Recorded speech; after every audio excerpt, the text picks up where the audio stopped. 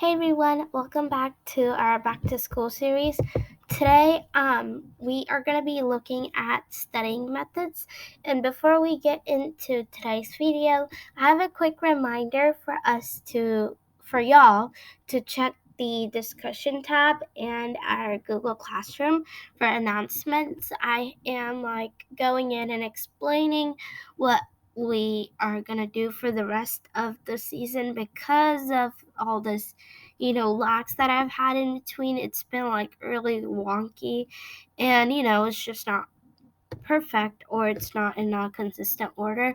So I'm gonna go in there and explain. So please check both areas, or if you can't get to the discussion tab or the Google Classroom, just check the other one, and that's why I'm putting it in both places. One more thing, this week I'm having fall break, and whenever I go on break, I usually post videos every day of the week, and that's what I'm gonna be doing this week too. And I'm just gonna be doing it in the back to school series, so there won't be anything additional. So let's get back to what I was gonna cover today. Today we're looking at different studying methods to study a subject, and I just want to share some things that I think of, top three, whenever I'm going to go and study for a test of either one of these subjects. So the first thing we'll look at is math. And math, the first thing I have is practice questions. You may get a study guide for whenever you have a test, but whenever we do, we get a pre-test or a study packet, and it has practice questions, which we do, and then the test is a lot similar. So doing these practice questions just helps you prepare yourself for the test. And then the next thing that you can do is say that you have different terms on your test that you need to define, such as a coefficient. What does that mean? Well, you can use flashcards to understand the meanings of all these different vocabularies that you might have. And then last but not least, video lectures. This is just you can go on YouTube, search up whatever concept the test is going to be about, and then find practice videos and things like that. And it just helps when someone else is doing something where you can see how they do it, and they might even share tips and tricks that you haven't thought about. So sometimes seeing someone is just doing it is just kind of free out of mind and things like that. The next thing is history, or social studies, whichever way you guys call it at school. I do social studies, but anyways, the first thing that you can do is digital flashcards, again, to review not just vocabulary terms, but pretty much everything.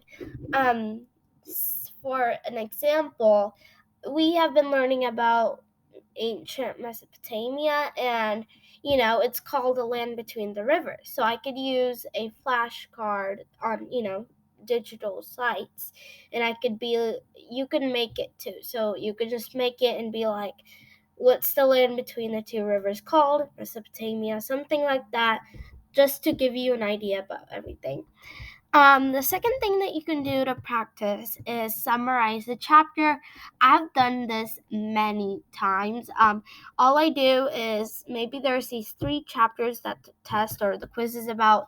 I read through each one, highlight main key points, take out a sticky note or a small piece of paper, and just write down exactly from the book whatever I've highlighted. So I'm only gonna highlight the main things. So what if I just have the main things in my head, I'd be good to go for the test. And you just stick it in your book in the beginning of the chapter, so you could go back to it, the piece of paper. Last but not least is mind maps. This is just a way to memorize all of the facts. So you can just take out a piece of paper and start writing down everything that you just know on the top of your head. Then you can go back in your book, and if you're doing the summarizing a chapter and the mind maps right after it, then it's going to help you because you can go back and then check and see if you got all of your highlighted points that you used to summarize. So these two sort of go together, but still I wanted to put them separate. Then we got language arts, and for me it's going to be English language arts, so I put ELA.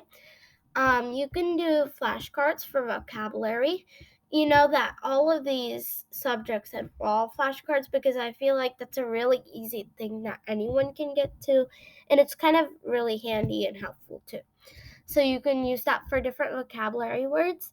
Then you can do online quizzes like Quizlet, and then there's even games like um, Kahoot and Blooket, and you could go and make your own one with like practice questions and play it just to help you. And it's also sort of fun, so you can enjoy your time studying. And then last but not least, you can apply the concept by just an example going into Google, searching up like this. Say you're in 8th grade, and you can go to Google, search up 8th grade articles to read, and then pick one out and say that your concept is finding the theme of the poem. So you can have a poem out, something that you haven't read before, go in trying to find the theme. So it's just giving you like extra practice of whatever you need to have by the test. So this is just like 9 different studying methods that I have for y'all today, and I hope you enjoy this video. And please, again, I have the reminder up here. Go ahead and check your discussion tab in Google Classroom as soon as the video ends. Thank y'all, and I'll see you tomorrow. Bye.